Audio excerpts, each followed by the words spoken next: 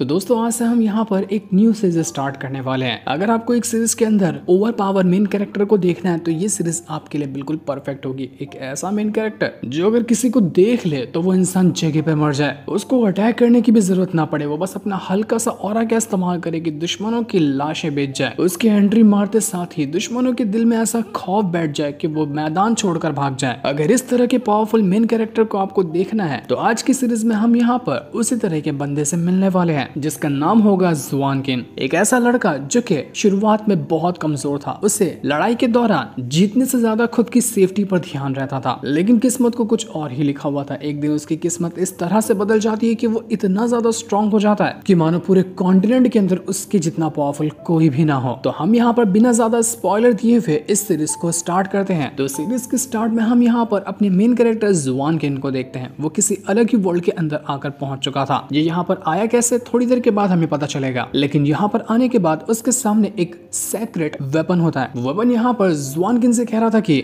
देखो मास्टर, जब तुम्हारी लाइफ बहुत बड़े खतरे में पड़ जाए और ऐसा लगे कि तुम्हारी जान जाने वाली है ना, तो मैं यहाँ पर खुद से एक्टिवेट होकर तुम्हें प्रोटेक्ट करने की कोशिश करूंगा। तो क्या आप मेरे साथ हाथ मिलाना चाहते हैं ताकि हम दोनों दो जिस्म और एक जान बन जाएं? उसके बाद आप ऐसे इंसान बन जाओगे जिसको कोई आग उठाकर भी नहीं देख पाएगा। तो क्या आप मुझे एक्सेप्ट करेंगे? जुआन किन के पास दूसरा कोई ऑप्शन था ही नहीं, क्योंकि वो बहुत बड़ी मुसीबत में अभी हाल फिलहाल फंसा हुआ है। तो इसलिए वो यहाँ पर कहता है कि हाँ ठीक है, मैं इसके लिए तैयार हूँ। तो ये होते साथ ही सेक्रेट वेपन की जितनी भी पावर होती है वो जुआन किन के अंदर जाना शुरू हो चुकी थी, जिस वजह से वो पूरी तरह से ऑरा से घिर चुका था। और अब यहाँ पर दोनों का कनेक्शन बिल्कुल परफेक्ट तरह से मैच हो गया होता है। इसके बाद हम यहाँ पर जुआन किन को देखते हैं। वो एक माउंटेन एरिया में आया हुआ था, लेकिन यहाँ पर आते ही कई सारे मॉन्स्टर ने उसके और उसके दोस्तों के ऊपर हमला शुरू कर दिया था। असल में जुआन किन अपने सेक्ट से अपने दोस्तों के साथ इस माउंटेन इलाके में आया हुआ था, क्योंकि ये माउंटेन इलाके के अंदर बहुत सारे रिसोर्सेस मौजूद हैं जो कि डिसेबल वगैरह को कल्टीवेशन इंप्रूव करने में काम आते हैं। लेकिन मुसीबत यही है कि यहाँ पर मॉन्स्टर वगैरह भी रहते हैं, तो उनको मार कर ही रिसोर्सेस हासिल किया जाता है। बिल्कुल एक छोटा सा टेस्ट के मुताबिक है ये। जुआन किंग के सेक्ट वालों ने कई सारे डिसेबल को यहाँ पर भेजे हैं ताकि वो मॉन्स्टर से फाइट करें, अपने लिए रिसोर्सेस ढूंढें और अपनी कल्टीवेशन को इंक्रीज करने की कोशिश करें। तो इसलिए जुआन किन भी यहाँ पर आया हुआ था, लेकिन वो अंदर से बहुत ज्यादा डरपोक इंसान है। वो जब भी फाइट करने जाता है उसको ऐसा लगता है कि कहीं मुझे चोट ना लग जाए, मेरा अच्छा भला शरीर जो कि इतना ज्यादा हैंडसम हूं मैं,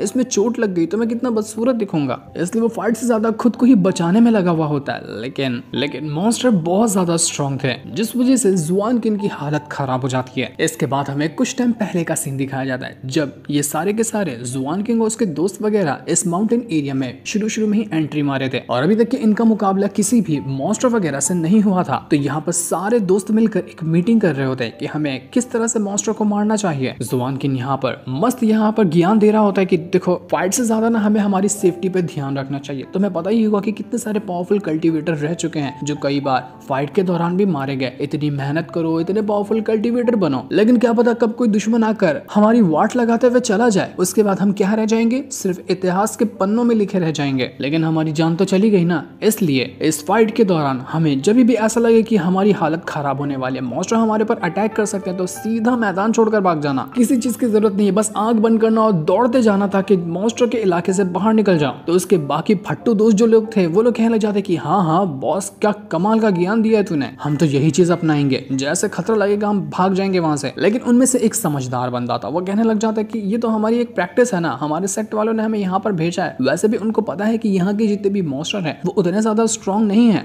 वो इतने स्ट्रॉन्ग है कि हम यहाँ पर उनका मुकाबला कर सकते हैं। हमें तो यहाँ पर अपनी कल्टीवेशन इंक्रीज करनी है, मॉन्स्टर को मारना है, रिसोर्सेस हासिल करने हैं और अपने आप को स्ट्रॉन्ग बनाना है। तो हम मैदान छोड़कर भाग जाएंगे तो हमारा फायदा क्या हुआ यहाँ पर आकर? लेकिन जुआन किन तो बहुत सारा डरा हुआ था। वो अपने ऊपर बहुत सारे प्रोटेक्टिंग तालिस्मान को भर लेता है, जबकि एक बंदे के लिए एक ही तालिस्मान होते हैं, उसने तो 8-10 एक ही साथ अपने ऊपर लगा लिया था ताकि कोई भी खतरा हो तो ये तालिस्मान कम से कम उसकी जान बचा सके। वो उस समझदार बंदे से कहने लग जाता है कि देख, तुझे अगर मरना है ना तो तू खुशी खुशी जाके मर जा, लेकिन हमसे ना हो पाएगा, मुझे मेरी जान बहुत ज्यादा प्यारी है। लेकिन तभी जहाँ पर ये सारे के सारे लोग बैठे थे वहां पर एक बहुत ही खतरनाक अटैक आकर लग जाता है, क्योंकि यहाँ पर मॉन्स्टर की पूरी फौज आकर पहुंच रही थी, जिस वजह से सारे के सारे दोस्तों की हालत खराब हो जाती है। अब ना चाहते हुए भी इनको खुद को बचाने के लिए फाइट तो करना ही पड़ेगा। बेचारे अटैक लगने की वजह से जुआन किंग का जो तालिस्मान वगैरह था वो सब यहाँ पर खत्म हो जाता है। बस एक ही अटैक के अंदर तालिस्मान डिस्ट्रॉय हो गया। अब यहाँ पर जुआन किंग की फटी पड़ी थी कि भाई साहब क्या करूंगा मैं, तालिस्मान भी गयो, अब तो मेरी वाट लगेगी पक्का।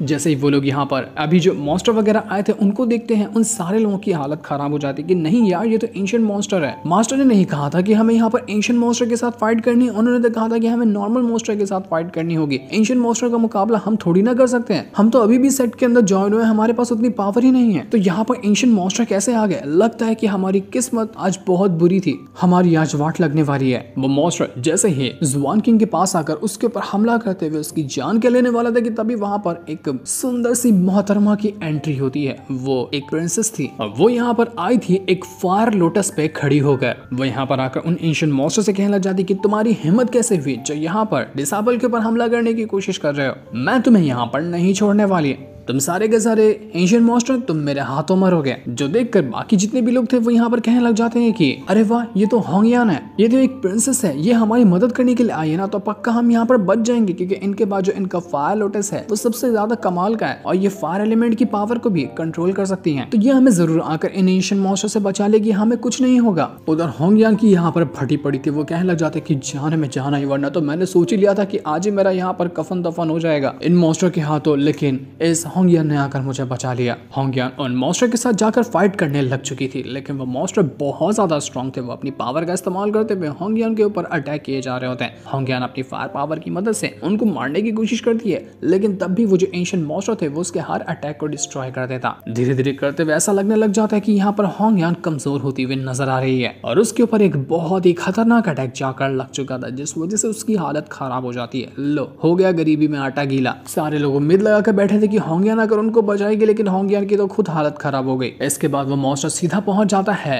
जुआन किंग की तरफ ताकि यहाँ पर वो उसकी जान ले सके, लेकिन तभी वहां पर वो सेक्रेट वेपन जो कि जुआन किंग को मिला था वो उससे कहने लग जाता है कि मास्टर क्या आपको मेरी जरूरत है? क्या मैं आपको अपनी पावर का नमूना दिखाऊं? क्योंकि जब भी आप मुसीबत में पड़ोगे मैं अपने आप ही एक्टिवेट हो जाऊंगा। तो जुआन किंग कहता है कि अबे यार सोच क्या रहा है, जल्दी जल्दी करना वरना ये लोग मेरी वाट लगा कर रख देंगे। तो ये होते साथ ही आसपास का पूरा माहौल बदलने लग जाता है, हर तरफ बिल्कुल अजीब सा ऑरा फैलने लग गया था और सेक्रेट वेपन की जितनी भी पावर होती है वो यहाँ पर जुआन किंग के अंदर जाने लग गई थी। सेक्रेट वेपन उससे कहने लग जाते कि देखो आप पैनिक मत करना, क्योंकि मैं आपकी बॉडी के ऊपर पूरा कंट्रोल हासिल कर रहा हूँ, उसके बाद ही मैं आपको स्ट्रॉन्ग बना सकता हूँ ना, तो आप बिल्कुल कॉन्सेंट्रेट करो मेरी बातों के ऊपर। तो ये होते साथ ही जुआन किंग के अंदर से बहुत ज्यादा ऑरा बाहर निकलने लग जाता है, वो पूरा घिर चुका था उसी सेक्रेट वेपन के ऑरा से और उसके बाद वो इतना ज्यादा स्ट्रॉन्ग हो जाता है जिसकी कोई हद नहीं थी। वो मॉन्स्टर दोबारा से यहाँ पर जुआन किंग के ऊपर अटैक करने की कोशिश कर रहा था। जुआन किंग जो होता है जब अपना शरीर देखता है कि वो यहाँ पर एकदम से बदल ही चुका है, तो उसके अंदर से उसकी सोल बाहर आके कहने लग जाती है अरे भाई साहब मेरे शरीर को क्या हुआ? अब सेक्रेट वेपन मेरे शरीर की वाट मत लगा देना, तू फाइट करने जाएगा मॉन्स्टर से, तेरे ऊपर कितने दाग धब्बे लग जाएंगे, कट फट जाएगा तू, जो कि मैं नहीं चाहता, मेरा सुंदर सा शरीर वैसे ही रहने देना तू। लेकिन जुआन किंग के शरीर के ऊपर तो पूरी तरह से उस सेक्रेट वेपन का कंट्रोल हो चुका था।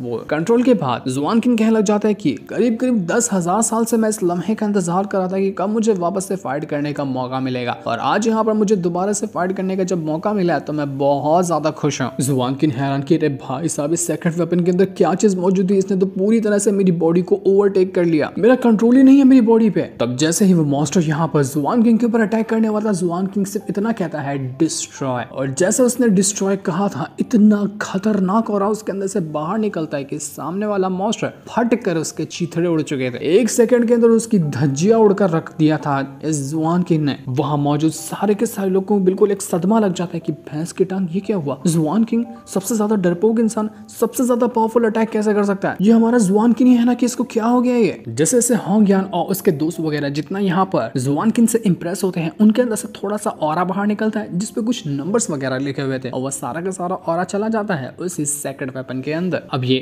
नंबर वगैरह लेने के बाद वो सेक्रेट वेपन जो था जुआन किंग से कहने लग जाता है कि देखो जितने भी लोग तुम्हारी सराहना करेंगे, जितने भी लोगों की नजरों में तुम्हारी रिस्पेक्ट बढ़ेगी ना, वो सारे के सारे रिस्पेक्ट एक पॉइंट में कन्वर्ट हो जाएंगे, और वो सारे पॉइंट्स को मैं अपने आप कलेक्ट कर लूंगा। इन पॉइंट्स का इस्तेमाल तुम आगे चलकर कर सकते हो, जब तुम्हें अगर किसी ट्रेजर की जरूरत हो, किसी वेपन की जरूरत हो, किसी कल्टीवेशन टेक्निक की जरूरत हो ना, तो उन पॉइंट्स के बदले में तुम्हें प्रोवाइड कर सकता हूँ। मतलब साफ है कि तुम्हें यहाँ पर खुद को इतना स्ट्रॉन्ग बनाना है, खुद को इतना रिस्पेक्टेड पर्सन बनाना है कि लोग खाली तुम्हारी पावर को देखकर तुम्हें रिस्पेक्ट दें। जितना वो तुम्हें रिस्पेक्ट देंगे उतना ही ज्यादा तुम्हारे चीजों को खरीदने के और अपनी पावर को इंक्रीज करने के चांसेस बढ़ जाएंगे। ये सेक्रेट वेपन के बारे में किसी और को बिल्कुल भी नहीं पता था। उनको तो लग रहा था कि जुआन किंग अचानक में ही इतना ज्यादा स्ट्रॉन्ग हो गया। जुआन किंग बड़ा खुश हो जाता है कि ये तो बहुत अच्छी बात है, लगता है कि अब यहाँ पर अपना जलवा बिखेरना पड़ेगा ताकि लोग मेरे दीवाने हो जाएं, और उसके बाद तो मैं यहाँ पर बहुत सारी चीजें खरीद सकता हूँ।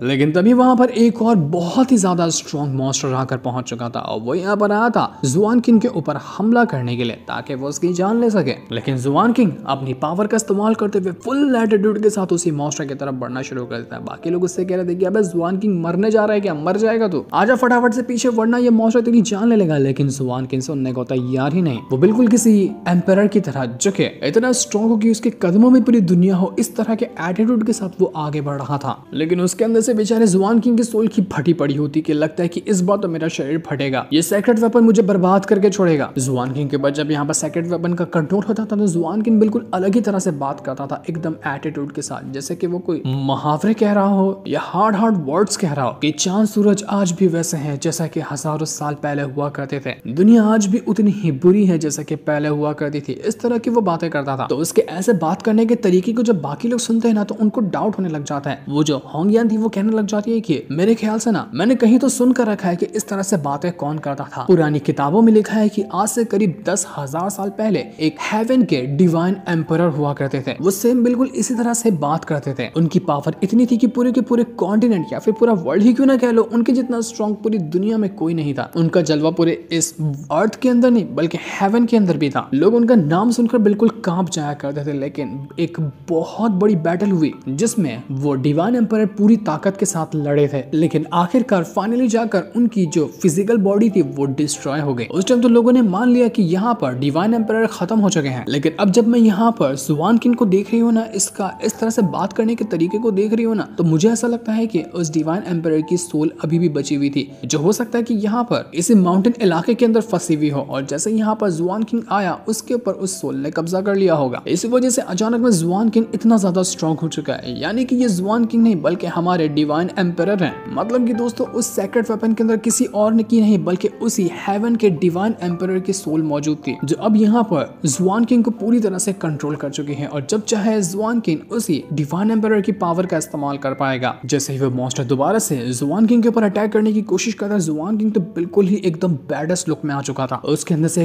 कमाल का ऑरा बाहर निकल कर आता है और वो अपनी एक उंगली से ही ऐसा ऑरा से अटैक करता है कि वह मॉन्स्टर वहां पर फट कर खत्म हो चुका था। भौकाल मचा कर रख दिया था यहाँ पर जुआन किंग ने, तो जो देखकर सारे के सारे लोगों की आंखें फटी की फटी रह जाती है। उनको यकीन ही नहीं होता कि वो अपनी आंखों से क्या देख रहे हैं। जुआन किंग कितना ज्यादा पावरफुल हो गया। ये हमारा जुआन किंग नहीं, ये अब से हमारा डिवाइन एम्परर बन चुका है। वो लोग तो बिल्कुल दीवाने हो चुके थे जुआन किंग के, बस उसको देखते ही रह जाते हैं और उसकी तारीफों के पुल बांधना शुरू कर देते हैं, जिस वजह से जुआन किंग को और भी कई सारे पॉइंट्स मिलते हैं रिस्पेक्ट के, जिनका इस्तेमाल करके वो आगे किसी भी तरह के वेपन वगैरह को हासिल कर पाएगा। लोगों ने अब यहाँ पर जुआन किंग को टाइटल दे दिया था कि जुआन किंग हो चुका है डिवाइन एम्परर का रीइंकार्नेशन वर्जन। सब जुआन किंग को बिल्कुल एक एम्परर की तरह, जैसा कि वो यहाँ पर डिवाइन एम्परर को रिस्पेक्ट दे सकते थे, वैसे रिस्पेक्ट देना शुरू कर देते हैं। जुआन किंग के तो मजे ही हो गई थी। वो यहाँ पर इस अपॉर्चुनिटी का भरपूर फायदा उठा रहा था। सबसे ज्यादा बिल्कुल इम्प्रेस तो यहाँ पर होंगयान ही हो गई थी। वो तो पूरी दीवानी हो जाती है जुआन किंग की। इस वजह से सबसे ज्यादा पॉइंट्स उसके ही यहाँ पर जुआन किंग को मिलते हैं। जुआन किंग जैसे ही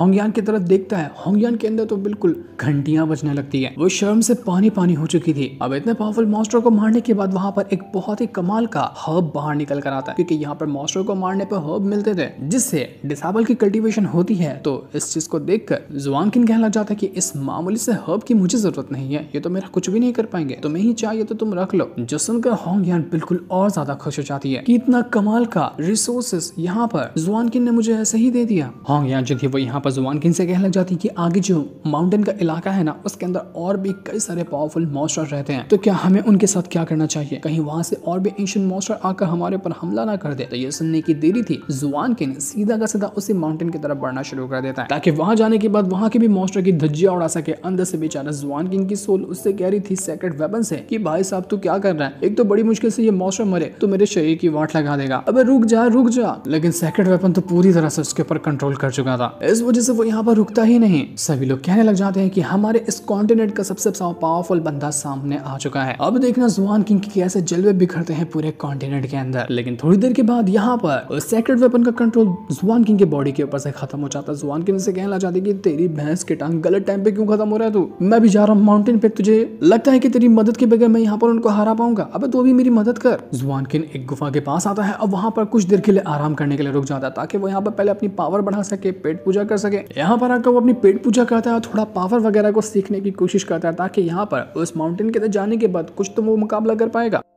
वो उसी सेक्रेट वेपन से कहता है कि देखो मेरे पास बहुत सारे पॉइंट हुए थे ना, तो क्या तुम मुझे बता सकते हो कि मैं उन पॉइंट के बदले क्या खरीद सकता हूँ। तो ये सुनते साथ ही वो जो सेक्रेट वेपन होता है वहाँ पर बहुत सारे बॉक्सेस को लेकर आ जाता है और उसके अंदर अलग अलग तरह के ट्रेजर मौजूद थे। यहाँ पर स्वान किंग कहने लग जाता है कि अरे वाह, इसके अंदर तो बहुत सारे ट्रेजर मौजूद है, क्या मैं सारे के सारे को खरीद सकता हूँ? इतने सारे मिल जाएंगे तो मेरे तो मजे ही हो जाएंगे, मैं तो बड़ा खुश हो जाऊंगा। लेकिन वो सेक्रेट वेपन कहने लग जाते हैं कि अरे नहीं नहीं, पागल हो गया, अभी तुम्हारे पास उतने ज्यादा रिस्पेक्ट वाले पॉइंट नहीं हुए हैं, तुम्हें और ज्यादा रिस्पेक्ट को गेन करनी है तभी जाके तुम अभी खरीद सकोगे बाकी के ट्रेजर। अभी तुम्हारे पास जितने रिस्पेक्ट के पॉइंट है ना, उनमें से सिर्फ तुम एक ही बॉक्स खरीद सकते हो और वो भी होगा तुम्हारी किस्मत के ऊपर कि तुम्हें कौन सा बॉक्स मिलता है। याद रखना कि तुम सिर्फ एक ही बार बॉक्स को सेलेक्ट कर पाओगे, अगर तुमने सेलेक्ट किया उसके अंदर से अच्छी चीज नहीं निकली ना तो तुम उसको एक्सचेंज नहीं कर सकते, इस चीज का ध्यान रखना। तो ये सुनकर जुआन किंग जो था वो बिल्कुल कंफ्यूज हो जाता है कि यार इतने सारे बॉक्सेस हैं, इनके ऊपर तो नाम ही नहीं लिखा हुआ है कि इसके अंदर क्या हो सकता है, तो अब मुझे कैसे समझ में आएगा कि मुझे क्या लेना है और क्या नहीं लेना है। ये तो बिल्कुल रिस्क वाला काम हो गया ना कि मैं कुछ भी ले लूं और उसके अंदर से कुछ नल्ली चीज निकल जाए तो। लेकिन वो यहाँ पर बातें ही कर रहा था कि तभी वहां पर कई सारे पावरफुल भेड़िए आने लग जाते हैं जो कि बहुत ज्यादा खतरनाक नजर आ रहे थे और उन्होंने आकर यहाँ पर जुआन किंग को चारों तरफ से घेर लिया था। वो इसकी जान लेने की कोशिश कर रहे थे। सिचुएशन टेंस हो जाती है तो ये देखकर यहाँ पर जुआन किंग जो था वो सोच में पड़ जाता है कि अरे यार मुझे जल्दी जल्दी ट्रेजर ढूंढना होगा, कोई अच्छा ट्रेजर मिल जाए ताकि मैं यहाँ पर इन भेड़ियों की वाट लगा सकूं। तो हड़बड़ी में वो यहाँ पर एक किसी भी बॉक्स के ऊपर हाथ रख देता है, जिस वजह से यहाँ पर वो सेक्रेट वेपन कहता है कि तुम्हें तुम्हारा वेपन यहाँ पर मिल चुका है, जो तुमने बॉक्स सिलेक्ट किया है ना, अब तुम्हें वही इस्तेमाल करना होगा। जुआन किंग कह रहा था कि अरे अरे यार गलती से टच हो गया, कुछ दूसरा ऑप्शन नहीं मिलेगा क्या? लेकिन सेकंड वेपन कहता है कि मैंने तुम्हें पहले ही वार्निंग दी थी कि एक बार जिसको तुम टच करोगे वो सेलेक्ट हो जाएगा, तुम उसको एक्सचेंज नहीं कर सकते। बेचारा जुआन किंग यहाँ पर बिल्कुल टेंशन में आ चुका था कि यार जो मैंने चुना हूँ उसके अंदर से कुछ अच्छा निकलेगा या मेरी इज्जत का कचड़ा होगा। लेकिन बेचारे के पास दूसरा कोई ऑप्शन भी नहीं था कि वो अब क्या करे। तभी वहां पर होंगियान आकर पहुंच जाती है। वो अपने फायर लोटस के ऊपर आई हुई थी और वो यहाँ पर आकर उन भेड़ियों से कहने लग जाती है कि तुम्हारी हिम्मत कैसे हुई, जो डिवाइन एम्पायर को तुम यहाँ पर परेशान करने के लिए आ गए, तुम उनको शांति से कल्टीवेशन करने नहीं दे सकते हो क्या? तुमने यहाँ पर डिवाइन एम्पायर को परेशान करने की कोशिश की है, इस वजह से तुम्हें जान से मार दिया जाएगा, मैं तुम्हें मार डालूंगी। लेकिन वो भेड़िए बहुत ज्यादा स्ट्रॉन्ग थे, साफ पता चला था कि यहाँ पर होंगियान उनका मुकाबला नहीं कर सकती। तो तब वहां पर जुआन किंग जो होता है, जिस अभी उसने बॉक्स को सेलेक्ट किया था, उसकी पावर को एक्टिवेट करता है। जैसे ये होता है उसकी आंखों से बिल्कुल अजीब सा फॉर्मेशन क्रिएट होने लग गया था। उसकी आंखें क्या कमाल की नजर आने लग जाती है और वो जैसे ही अपनी आंखों से पावर को एक्टिवेट क्या करता है कि पूरा इलाका उसके ऑरा से भर चुका था। वो ऑरा इतना ज्यादा स्ट्रॉन्ग होता है कि उसके सामने खड़ा रहता पाना ही बिल्कुल नेक्स्ट टू इम्पॉसिबल था किसी नॉर्मल बंदे के लिए। होंगियान ये देखकर बिल्कुल हैरान रह चुकी थी। वो यहाँ पर कहने लग जाती है कि डिवाइन एम्पायर मुझे माफ करना, मैं आपका पीछा करते हुए यहाँ तक के आगे थी, लेकिन मुझे आपकी सेफ्टी की चिंता थी। मुझे लगा कि कहीं आपको किसी चीज की जरूरत पड़ जाए, तो इसलिए मैं यहाँ पर आपका पीछा करते करते पहुंच चुकी थी। माफ करना कि मैंने आपका पीछा किया। लेकिन जुआन किंग तो कुछ भी सुनने के लिए तैयार नहीं था। उसकी जो पावर एक्टिवेट हुई थी,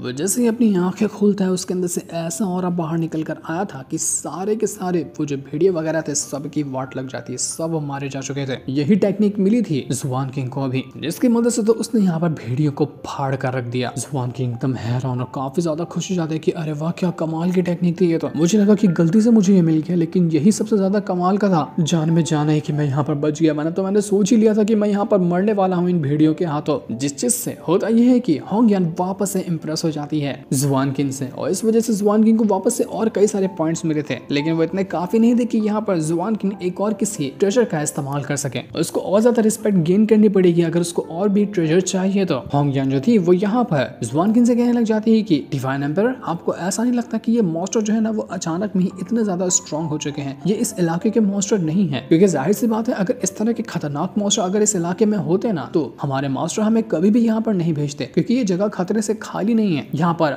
हमारे जैसे नए डिसाइपल तो बिल्कुल मारे ही जाएंगे। तो जहाँ तक कि मुझे लगता है ना कि इन मॉन्स्टर को किसी और ने यहाँ पर भेजा है, दूसरे इलाके से कोई ऐसा जो यहाँ पर मॉन्स्टर को कंट्रोल कर सकता हो, और उसने खतरनाक वाले मॉन्स्टर को यहाँ पर भेज दिया, जिस वजह से यहाँ की सिचुएशन और ज्यादा बिगड़ते जा रही है। माउंटेन के पास जितने भी मॉन्स्टर है वो तो और ज्यादा खतरनाक है। ये जितने भी मॉन्स्टर को हमने यहाँ पर अभी तक के मारा है ये लोग भी मामूली नहीं थे, इन सब की पावर बहुत ज्यादा खतरनाक थी। तो यहाँ पर जुआन किंग कहने लग जाता है कि राजकुमारी होंगियान, तो फिर फिर तुम्हें क्या लगता है कि यहाँ पर जो मॉन्स्टर आ रहे हैं वो किसकी वजह से हो सकता है? तो होंगयान कहने लग जाती है कि प्लीज आप मुझे राजकुमारी मत कहिए, सिर्फ होंगयान कहेंगे ना तो भी मुझे अच्छा लगेगा। होंगयान बताने लग जाती है कि मुझे लगता है ना कि ये सारे जो मॉन्स्टर आ रहे हैं उनको भेजने वाला यीमा दाओ नाम का एल्डर है, वो बहुत ज्यादा घटिया इंसान है और बहुत सारे मॉन्स्टर वगैरह को ना वो कंट्रोल कर सकता है। अब जैसा कि आपको पता होगा ये वाला जो इलाका है यहाँ पर बहुत सारे ट्रेजर वगैरह मिलते हैं जो कि रिसोर्सेस हैं डिसाइपल के लिए, और ये जगह हमेशा से जाना चाहता है अच्छे रिसोर्सेस के लिए। तो इस जगह के ऊपर वो यीमा दाओ जो है वो कंट्रोल करना चाहता था, वो चाहता है कि ये इलाका उसके कंट्रोल में आ जाए। लेकिन हमारे सेक्ट के जो मास्टर वगैरह थे उन्होंने अपनी पावर का इस्तेमाल करते हुए यीमा दाओ को यहाँ से भगा दिया था ताकि सेक्ट के डिसाइपल यहाँ पर आकर अपनी प्रैक्टिस करें और अपने कल्टीवेशन रिसोर्सेस को हासिल करें। इसी वजह से यीमा दाओ जो है वो बहुत ज्यादा भड़क गया और उस दिन के बाद से न जाने जब भी डिसाइपल वगैरह यहाँ पर प्रैक्टिस के लिए आते हैं वो उनके ऊपर हमला करने की कोशिश करता है, उनको जान लेने की कोशिश करता है, और जब भी उसे कोई डिसाइपल अकेला नजर आता है उसको तो वो वैसे ही मार देता है। तो मुझे लगता है कि ये काम किसी और का नहीं यीमा दाओ का ही होगा। उसी ने यहाँ पर इतने खतरनाक मॉन्स्टर को कंट्रोल किया और सारे के सारे मॉन्स्टर को यहाँ पर भेज दिया ताकि वो हम सबकी जान ले सके। अगर यीमा दाओ यहाँ पर आता है ना तो हमारे लिए बहुत बड़ी मुसीबत खड़ी हो जाएगी क्योंकि वो बहुत ज्यादा पावरफुल और बहुत ही घटिया इंसान है।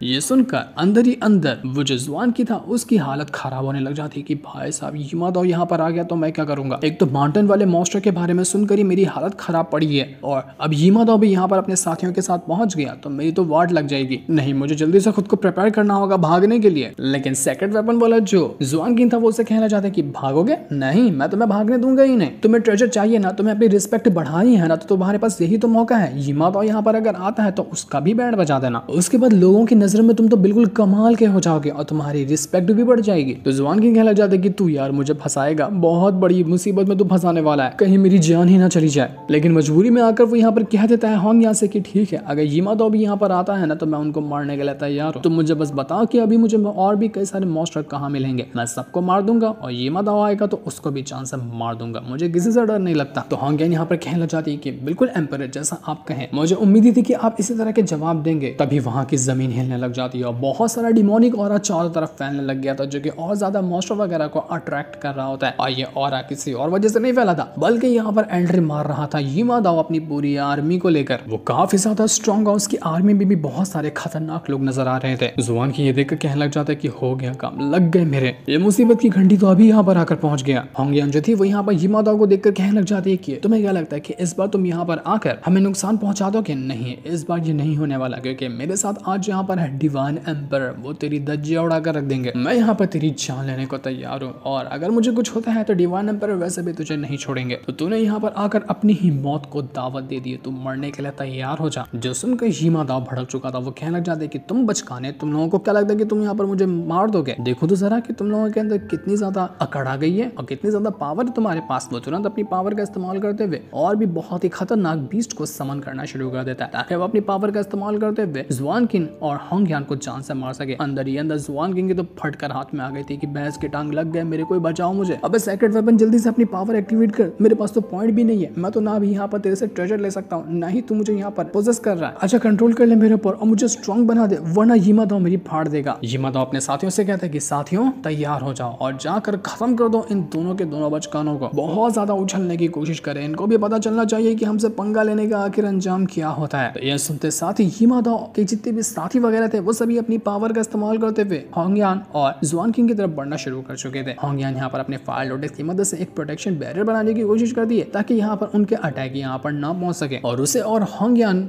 अपने आप को बचा सके। लेकिन तब जुआन किंग के ऊपर वही सेक्टर वेपन कंट्रोल करते हुए होंगयान से कहना चाहते कि होंगयान साइड हो जाओ, अब मैं इनको दिखाता हूँ कि मैं यहाँ पर क्या कर सकता हूँ। पूरे फुल बैड एस मूड में आ चुका था जुआन किंग, यहाँ पर लग रहा था कि वो यहाँ पर यीमा दाओ उसके साथियों की धज्जियां उड़ा कर रख देगा, उसके अंदर से बहुत ही खतरनाक पावर बाहर निकल कर आती है। लेकिन हमें यहाँ पर क्लियर तरीके से नहीं दिखाया जाता कि यहाँ पर जुआन किंग ने इन सभी की वाट लगा दी या फिर कुछ बहुत बड़ी गड़बड़ हो गई बेचारे जुआन किंग के साथ। वो हमें पता चलेगा नेक्स्ट एपिसोड के अंदर। अगर आप चाहते हो कि मैं इस सीरीज को कंटिन्यू करो तो आप कमेंट में नेक्स्ट एपिसोड करके लिख सकते हो, जिस सीन को दिखाते साथ ही ये वाला एपिसोड यहीं पर एंड हो जाता है। Thanks for watching.